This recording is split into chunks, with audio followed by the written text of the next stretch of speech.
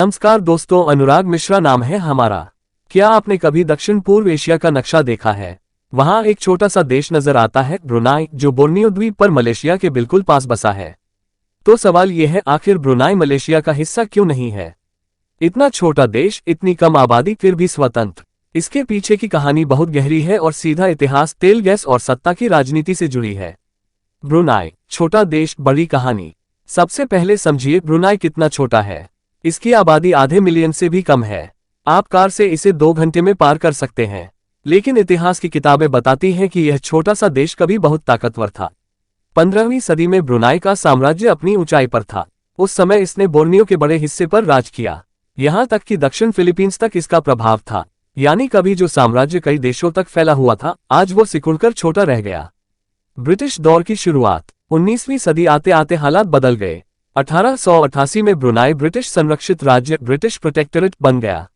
यहां याद रखिए, मलेशिया के कई हिस्से जैसे सरावाक और साबाह भी उसी दौर में ब्रिटेन के अधीन आए। इसका मतलब साफ था, बोर्नियो द्वीप के बड़े हिस्से पर ब्रिटिश ताकत का नियंत्रण था। 1960 का दशक, नया राष्ट्र मलेशिया। समय बीता और 1960 के दशक तक ब्रिटेन एशिया से अपना साम्राज्य समेटने की तैयारी करने लगा। योजना बनी कि 1963 में मलेशिया नाम का एक नया देश बनाया जाएगा। इसमें शामिल होने थे मलाया, आज का मलेशिया का मुख्य हिस्सा, सिंगापुर, साबाह, सरावाक और आखिर में ब्रुनाई। लेकिन यहां पर कहानी मोड़ लेती है। सबने जुड़कर मलेशिया बना लिया, लेकिन ब्रुनाई ने मना कर दिया। क्यों नहीं जुड़ा ब्रुनाई? अब बड़ा सवाल यही है, ब्रुनाई मलेशिया का हिस्सा क्यों नहीं बना? इसके पीछे 3 बड़ी वजहें थीं। 1. तेल और पैसा। ब्रुनाई के पास तेल और प्राकृतिक गैस के बड़े भंडार थे। ब्रुनाई चाहता था कि इस तेल से मिलने वाला सारा राजस्व उसके पास रहे। लेकिन मलेशिया चाहता था कि ब्रुनाई उस कमाई को साझा करे। यही टकराव हो गया। ब्रुनाई के सुल्तान ने साफ कर दिया, हम अपनी दौलत पर समझौता नहीं करेंगे। 2. 1962 की विद्रोह घटना। 1962 में ब्रुनाई में एक बड़ा विद्रोह हुआ। एक हथियारबंद ग्रुप ने कोशिश की कि सुल्तान को हटाकर ब्रुनाई को मलेशिया में शामिल कर दिया जाए। लेकिन ये बगावत ब्रिटिश सेना की मदद से तुरंत दबा दी गई। इस घटना ने ब्रुनाई को और भी सावधान बना दिया। उन्हें लगा कि अगर वे मलेशिया में शामिल हुए तो उनका राजनीतिक अस्तित्व ही खत्म हो जाएगा। 3. सुल्तान की शक्ति और महत्वाकांक्षा। ब्रुनाई में सुल्तान सिर्फ शासक ही नहीं, बल्कि पूरा राजनीतिक और आर्थिक केंद्र था। वे अपार दौलत और ताकत रखते थे। अगर ब्रुनाई मलेशिया में शामिल होता तो सुल्तान का प्रभाव सीमित हो जाता। इसलिए उन्होंने स्वतंत्र रहने का फैसला किया। नतीजा, स्वतंत्र और अमीर ब्रुनाई। 1963 के बाद मलेशिया अस्तित्व में आया, लेकिन ब्रुनाई ने दूरी बनाए रखी।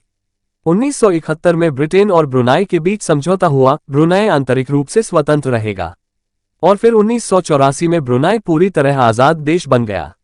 आज ब्रुनाई को दुनिया के सबसे अमीर देशों में गिना जाता है। इसकी प्रति व्यक्ति आय पर कैपिटा इनकम दुनिया में टॉप पर है। इसका कारण है तेल और गैस। ब्रुनाई छोटा देश है, लेकिन अपार प्राकृतिक संसाधनों ने इसे वैश्विक स्तर पर ताकतवर बना दिया। ब्रुनाई बनाम मलेशिया, बड़ा फर्क। अगर ब्रुनाई मलेशिया का हिस्सा होता तो उसकी संपत्ति पूरे देश में बंट जाती, सुल्तान अपनी शक्ति खो देते और शायद ब्रुनाई का अलग अस्तित्व ही न होता। लेकिन आज ब्रुनाई स्वतंत्र होकर अपनी दौलत और सत्ता पर पूरी तरह नियंत्रण रखता है। यानी इतिहास, राजनीति और तेल, इन तीनों ने मिलकर ब्रुनाई को अलग रास्ता चुनने पर मजबूर किया। निष्कर्ष, तो अब जवाब साफ है। ब्रुनाई मलेशिया का हिस्सा क्यों नहीं है? क्योंकि उसने अपनी तेल गैस की दौलत पर समझौता नहीं किया। विद्रोह की घटना ने उसे और सतर्क बना दिया, और सुल्तान ने अपनी शक्ति बचाने के लिए स्वतंत्रता का रास्ता चुना।